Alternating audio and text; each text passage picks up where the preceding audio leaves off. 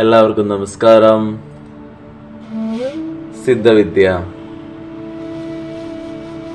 പ്രാണനെ അതിൻ്റെ ഏറ്റവും ഉയർന്ന അവസ്ഥയിൽ ബ്രഹ്മാതീതം അവസ്ഥയിലേക്ക് അനുഭവിച്ചറിയുന്ന ക്രമീകരണ മാർഗമാണ് സിദ്ധവിദ്യ. പ്രാണായാമം പോലുള്ള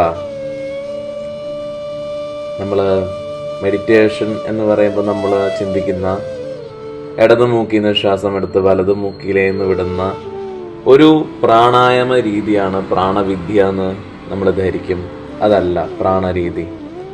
പ്രാണന്റെ ഏറ്റവും ഉയർന്ന അവസ്ഥയുണ്ട്. ബിന്ദുചക്ര സാധനയാണ് സിദ്ധവിദ്യ എന്ന് പറയുന്നത്.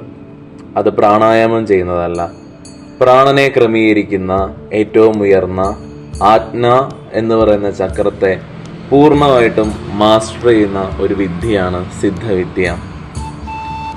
സിദ്ധ പരമ്പരയിലുള്ളവര് ഒരിക്കലും ഒരു അച്ചടക്കമില്ലാത്ത ആരെയും തന്നെ ആ ഒരു വിദ്യ പകർന്നു നൽകിയിട്ടില്ല.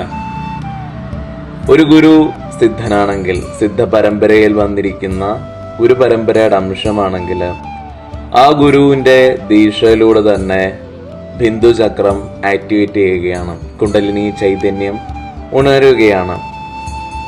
ആ നട്ടലിലൂടെ പ്രാണൻ എത്തി ഏറ്റവും ഉയർന്ന അവസ്ഥയിൽ ആജ്ഞയിലെത്തി ക്രമീകരിച്ചുകൊണ്ടുള്ള ആ സുപ്രീം കണക്ഷനിൽ നിന്നുകൊണ്ടുള്ള ഒരു ക്രമീകരണ രീതിയിലാണ് സിദ്ധവിദ്യ പരിശീലിക്കുന്നത്. എന്നാൽ ഡിസൈബിൾസിന് സിദ്ധവിദ്യ പരിശീലിക്കുന്നവർക്ക് അച്ചടക്കമില്ലാതെ ഈ പരമ്പരയിലുള്ള ആരും തന്നെ അത് പറഞ്ഞു നൽകിയിട്ടില്ല.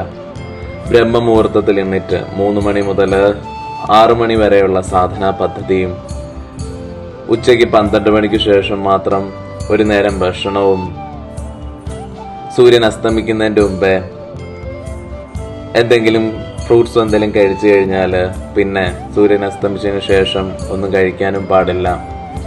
കുറെ ക്രമീകരിച്ചുകൊണ്ടുള്ള രീതിയിലുള്ള അച്ചടക്കം നമ്മൾ പാലിക്കേണ്ടതായിട്ടുണ്ട്. എന്നാൽ മാത്രമേ ഗുരു എപ്പോഴും ദീക്ഷ നൽകി അവരെ ഉയർന്ന വിദ്യകൾ പരിശീലിപ്പിക്കത്തുള്ളൂ. അച്ചടക്കമുണ്ടെന്നുണ്ടെങ്കിൽ ഏതൊരു വ്യക്തിക്കും ഏറ്റവും ഉയർന്ന രീതിയിൽ എന്താണ് ആ ശുദ്ധബോധവുമായിട്ടുള്ള ബന്ധം നമുക്ക് നിലനിർത്താൻ പറ്റുന്ന ഒരു ക്രമീകരണമായിട്ട് ചേർക്കാൻ പറ്റും. സിദ്ധവിദ്യയാണ് നമ്മൾ പഠിപ്പിച്ച് നൽകുന്നത്.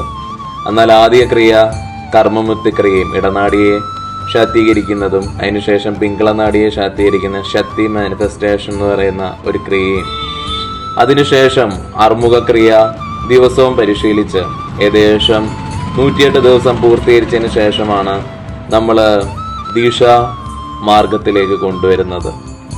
അപ്പോഴത്തേന് തയ്യാറെടുപ്പുണ്ട്.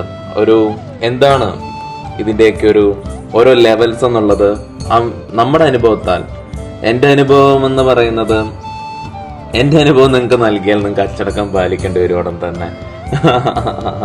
അതേസമയം നിങ്ങളുടെ ഓൺ എക്സ്പീരിയൻസോടുകൂടി തന്നെ എല്ലാ ക്രിയകൾക്കും ചില ദീക്ഷകളും നൽകിയിട്ടുണ്ട്, സൂക്ഷ്മമായിട്ടുള്ള. അതിലൂടെ പരിശീലിച്ച് ആ ഒരു ക്രമീകരണത്തിലേക്ക് എത്തി, ദീക്ഷയ്ക്ക് വേണ്ടിയിട്ടും തയ്യാറെടുക്കുന്ന രീതിയിലെത്തി. ആ സിദ്ധ പരമ്പരയിൽ ഏറ്റവും ഉയർന്ന അവസ്ഥകൾ എന്താണെന്ന് അനുഭവിച്ചറിയുകയും പരബ്രഹ്മമായിട്ടുള്ള ബന്ധം ചേരുവാനായിട്ടുള്ളൊരു രീതിയാണ് സിദ്ധവിദ്യ എന്ന് പറയുന്നത്. സൂര്യന്റെയും ചന്ദ്രന്റെയും ഭൂമിയുടെയും ഇതിൻ്റെ അപ്പുറത്തേക്കുള്ള പരിണാമത്തെ അറിയുവാനായിട്ടുള്ള ഒരു മാർഗ രീതിയാണ് ഈ ഒരു മാർഗം. നമസ്കാരം.